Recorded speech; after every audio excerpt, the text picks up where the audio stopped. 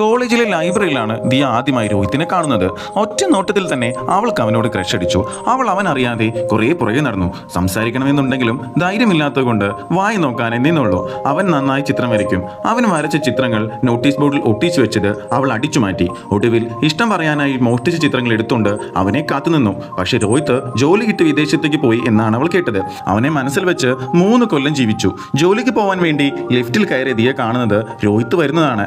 എല്ലാവരും ഇറങ്ങി. അവസാനം അവർ രണ്ടുപേരും ഒറ്റയ്ക്കായി. അവൻ അവളോട് സംസാരിച്ചു. രോഹിത്തും ദിയയും അടുത്തു. ഒരു ദിവസം രോഹിത്ത് ബെസ്റ്റിയോട് സംസാരിക്കുന്നത് കണ്ടു. ഒന്നും പറയാതെ തിരിച്ച് ഫ്ലാറ്റിലേക്ക് പോയി. അവൻ അവിടെ വെച്ച് അവളോട് ഇഷ്ടം പറഞ്ഞു. അപ്പോഴാണ് ദിയ അറിയുന്നത് രോഹിത്തിനും കോളേജ് മുതലേ അവളോട് ക്രഷാണെന്ന്. ഒരു ദിവസം അവർ സിനിമയ്ക്ക് പോയി തിരിച്ചു വരുമ്പോൾ ബൈക്ക് ആക്സിഡന്റായി രോഹിത്ത് കോമയിലാകുന്നു.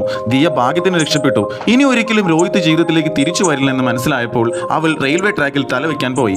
ആ സമയത്താണ് ആദിയെ കാണുന്നത്.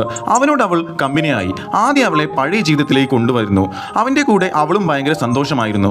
ജീവിതം ആസ്വദിക്കാൻ തുടങ്ങി. അങ്ങനെ അവർക്ക് രണ്ടുപേർക്കും തമ്മിൽ ക്രഷ് അടിച്ചു. ട്രെയിനിൽ വെച്ച് രണ്ടുപേരും ഇഷ്ടം തുറന്നു പറഞ്ഞു. പക്ഷെ അപ്പോഴാണ് രോഹിത് ജീവനോട് തിരിച്ചു വരുന്നത്. ദിയയ്ക്ക് എന്ത് ചെയ്യണമെന്ന് അറിയില്ല. ഏത് ചെക്കനെ സെലക്ട് ചെയ്യണമെന്ന് സംശയമായി. വീട്ടിൽ രോഹിത്തുമായുള്ള കല്യാണം നടത്താൻ തീരുമാനിച്ചു. ദിയയ്ക്ക് ആദിയാണ് ഇഷ്ടമെങ്കിലും അവൻ അവളെ വിട്ടുകൊടുത്തു. പക്ഷേ അപ്പോഴാണ് ആദിയുടെ അമ്മ മരിച്ചത്. ദിയയെ നഷ്ടപ്പെട്ട വേദനയും അമ്മയുടെ മരണവും സഹിക്കാനാവാതെ ആദി റെയിൽവേ ട്രാക്കിലേക്ക് തലവെക്കാൻ പോയി.